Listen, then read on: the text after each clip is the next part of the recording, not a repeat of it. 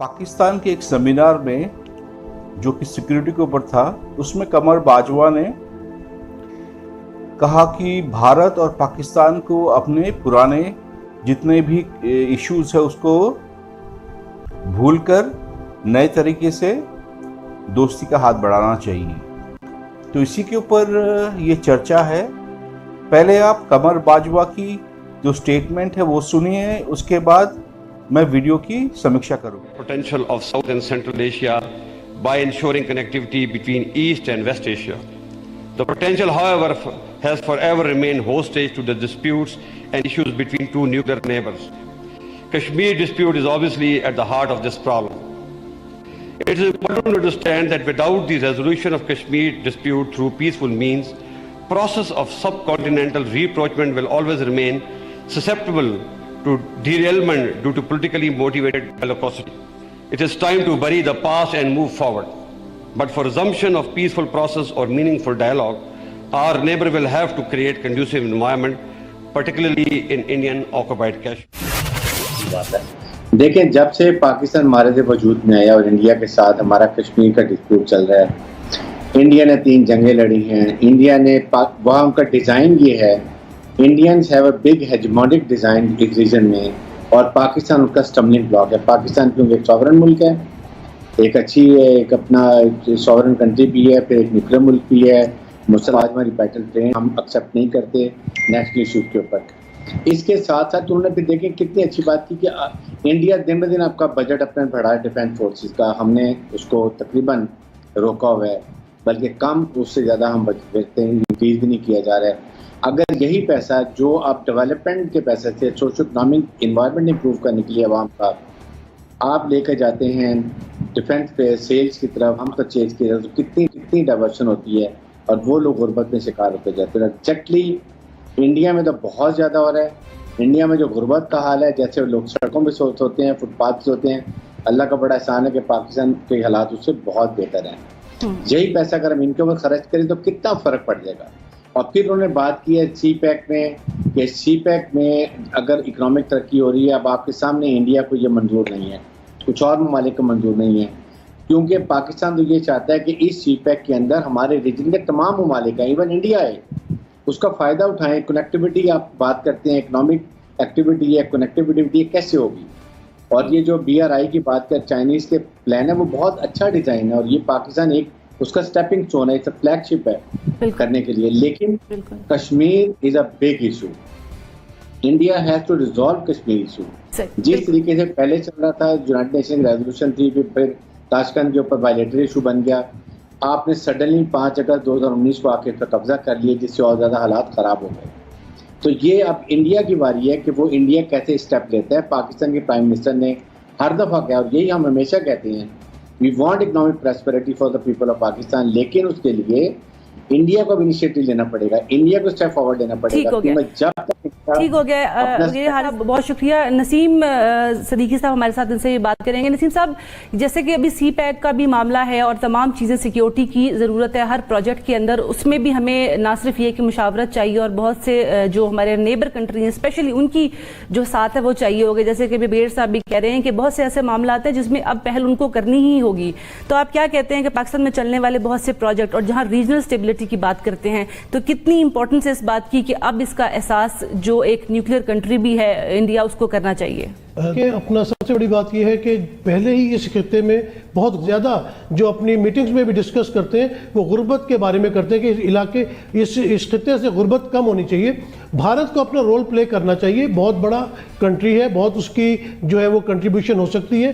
पाकिस्तान में जिस तरह CPEC का मामला चल रहा है, ये इस खित्ते में बहुत ज़्यादा माशी हालात जो है वो चेंज करेगा, ये गेम चेंजर साबित होगा। जितनी भी हमारी वस्ती रियासतें हैं और पाकिस्तान के जितने भी 7 ममालिक हैं, हमसाया ममालिक, अफगानिस्तान हो, ईरान हो या भारत हो, चाइना तो पहले ही हमारे साथ शामिल है, तो इससे खित्ते में बहुत ज़्यादा मुआशी मामला जो है वो बेहतरी की तरफ जाएंगे और ये खित्ता जो है इधर गुर्बत कम होगी। तो भारत को चाहिए कि वो एक मुस्बत रोल अदा करे। उसने जो इस वक्त दहशतगर्दी का बाजार अपने मुल्क में गर्म कर रखा है, या कश्मीरियों के ऊपर जो है 1 साल से ज़्यादा उनके जालिम जो मजालिम वो ढा रहा है उसको ख़त्म करें और खित्ते की तरक्की के लिए सोचें और पाकिस्तान के साथ मिल के चलें। बिल्कुल ठीक है, जब वो तवज्जो नहीं देगा तब तक हमसे क्या जंग लड़ लेगा, क्योंकि उसकी वजह यह है कि ये कौम, पाकिस्तानी कौम, जितने भी इश्यूज़ हों, जितने भी मसाइल हों, जितने भी हिद्दत और शिद्दत हो, जितनी भी गुर्बत हो, उसमें जो कोर इश्यूज़ हैं, कश्मीर इशू है, उस पर हम पीछे हटने वाले नहीं हैं।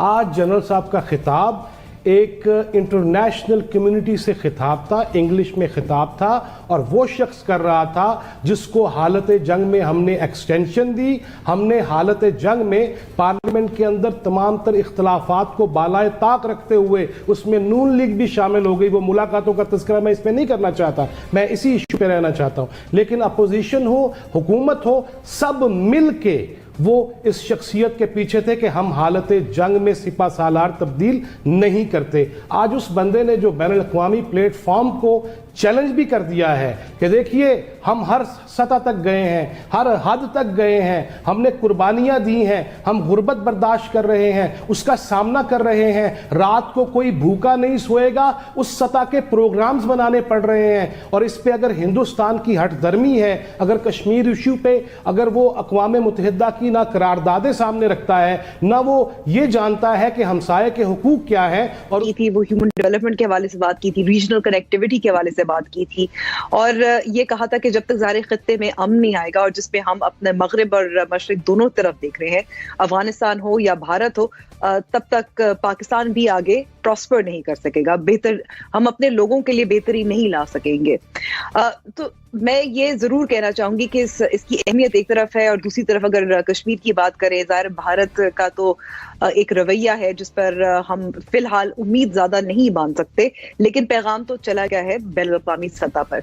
इसके साथ साथ मैं ये भी कहूंगी कि ये अहम पॉलिसी बयान तो जरूर है, लेकिन इससे पहले भी वज़ीर आज़म ने इस किस्म की बातें की हुई हैं, जिसमें बेनज़ीर भुट्टो साहिबा शामिल है जिन्होंने सेंट्रल एशिया की बात की थी, आपको याद होगा कि 90 की दिहाई में। इसके अलावा मियां नवाज शरीफ थे जिन्होंने खित्ते में अमन की बात की थी, और हमें मालूम है, एक छोटी सी मिसाल है, हम अगर कोऑपरेशन और ताउन की बात करते हैं, क्लाइमेट चेंज पे ताउन हो सकता है, पानी के मसाइल पर ताउन हो सकता है अपने लोगों की बेहतरी के लिए। और दूसरी तरफ अगर हम आजकल देखें पैंडेमिक कोविड-19 के दरमियान जो वैक्सीन प्रोडक्शन बहुत बड़े पैमाने पे हो रही है, वो भारत में हो रही है। जब हम इंपोर्ट करते हैं रॉ मटेरियल्स यहाँ बनाने के लिए, अद्वियात वगैरह, तो बहुत हमें महंगे पड़ते हैं।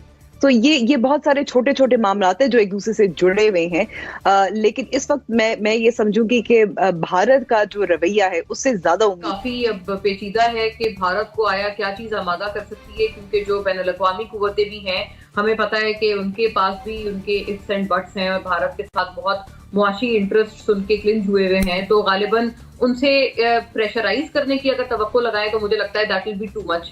लेकिन जो अभी आज का जो आर्मी चीफ का बयान है, एक बात से 100% हम सबको मुत्तफिक होना चाहिए, और वो ये है कि देखिए जो हमारी ह्यूमन डेवलपमेंट है उसके ऊपर जो भी हमारे माली अखराजात हैं, हम इसी वजह से नहीं कर पाते क्योंकि हम सिक्योरिटी सेंट्रिक हैं, हम तमाम सिक्योरिटी सेंट्रिक इसी वजह से हैं। उसको भी अगर हम थोड़ा सा पीछे जाके देखें तो उसकी भी वजह घूम फिरकर भारत ही होता है, क्योंकि भारत ही हमारे लिए एक डायरेक्ट थ्रेट है।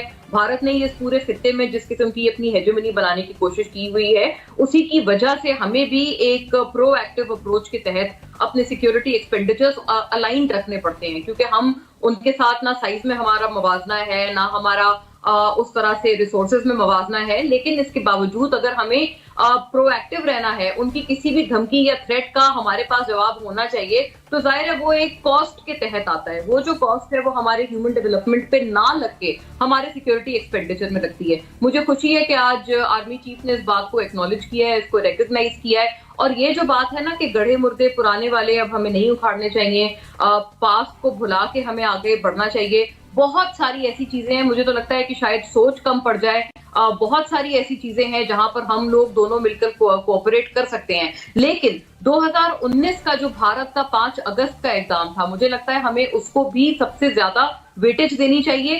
किसी भी चीज में आगे बढ़ने के लिए जो हमारा फोकस है, ये एक सबसे बड़ा डिसाइसिव फैक्टर होना चाहिए कि भारत ने जो 5 अगस्त 2019 को कश्मीर में, मकबूजा जम्मू कश्मीर के साथ किया, जो उनके साथ खुसूसी स्टेटस उनका छीना, जिस किस्म का वो इकदाम था, उसका मुझे लगता है कोई पैरेलल हमें रिसेंट तारीख में नहीं मिलता है। लिहाजा भारत अगर उस अपने एक स्टेप पर वापस जाए, जो गालिबन प्राइम मिनिस्टर की तरफ से भी एक स्टेटमेंट आ चुकी है कि अगर भारत उस चीज को विड्रॉ करता है, फिर maybe we can open up new avenues of talk, उसके बाद हम लोग नई मजीद कोऑपरेशंस तलाश कर सकते हैं। लेकिन बाजवा की भी स्टेटमेंट सुनी और इनकी जो बातें सुनी, आपको कहीं से लगता है कि पाकिस्तान सचमुच भारत से दोस्ती करना चाहता है?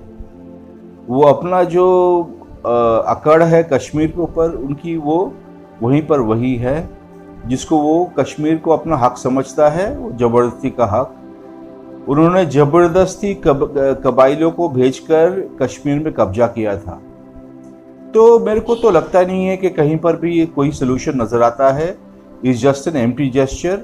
मेरे को जो लगता है कि ये जो कमर बाजवा का स्टेटमेंट है, ये स्पेशली दिया गया है क्योंकि आज जनरल जो लॉयड ऑस्टिन है, जो अमेरिका के डिफेंस सेक्रेटरी है, वो आज भारत पहुंचेंगे और हमारे जो रक्षा मंत्री है राजनाथ सिंह से मिलेंगे और शायद हमारे फॉरेन मिनिस्टर जयशंकर से भी मिले। पर मेरे को कम चांसेस है कि मोदी से मिलेंगे, क्योंकि एक बहुत ही ख़राब स्टेटमेंट अमेरिका से उनके जो फॉरेन रिलेशंस कमेटी के चेयरमैन हैं उनसे आया है। उन्होंने भारत में कश्मीर में डेमोक्रेसी के ऊपर बात करी है, तो उन्होंने कश्मीर का एक इशू बनाया है और ये भी कहा है कि भारत अगर S-400 लेगा रशिया से तो उस पर अमेरिका सैंक्शंस लगाएगा। तो ये भी एक स्टेटमेंट है। तो ये एक जियोपॉलिटिकल एक प्रॉब्लम है अमेरिका के साथ। इसको मोदी को तो देखना पड़ेगा अपनी कूटनीति से, जो मेरे को लगता है मोदी सॉल्व कर लेगा। आप क्या सोचते हैं इसके बारे में? जो कश्मीर का इशू है, ये बाजवा ने शायद इसी को देख कर कहा कि अमेरिका से भी ये स्टेटमेंट आया, क्योंकि डेमोक्रेट्स जो हैं वो बहुत ही एक करप्ट पार्टी है। जितने भी आपके जो बड़े बड़े जो प्रॉब्लम्स है, स्पेशली जो मोदी को सहन नहीं करते, जो आपके मैं बोल देता हूँ जॉर्ज सोरोस, ये एक बहुत ही खतरनाक इंसान है। ये बहुत ही पैसे वाला है और ये पूरा अमेरिका को चलाता है और डेमोक्रेटिक पार्टी तो इसके मुट्ठी में है। इसने, आपको पता होगा 2018 में उसने बोला था कि पुतिन और मोदी को मैं अगले 2-3 साल में ख़त्म कर दूंगा, और ट्रंप को भी कहा था। ट्रंप को तो उसने ख़त्म कर दिया, पर मोदी और पुतिन को वो देख लेगा। तो ये कौन सी कूटनीति है? ये बहुत ही प्रॉब्लम है, क्योंकि देखिए ये जो जॉर्ज सोरोस है उसका पैसा आता है चाइना से। तो ये कैसा जो खेल है ये अभी रचा जाएगा, ये आगे वाला समय बताएगा। आप क्या सोचते हैं इसके बारे में कमेंट में लिखिए, और अगर मेरे चैनल में नए हैं तो प्लीज़ सब्सक्राइब करिए, क्योंकि इस तरह के वीडियोस डालने में मेरे को प्रोत्साहन मिलेगा अगर आप सब्सक्राइब करते हैं। धन्यवाद, थैंक यू।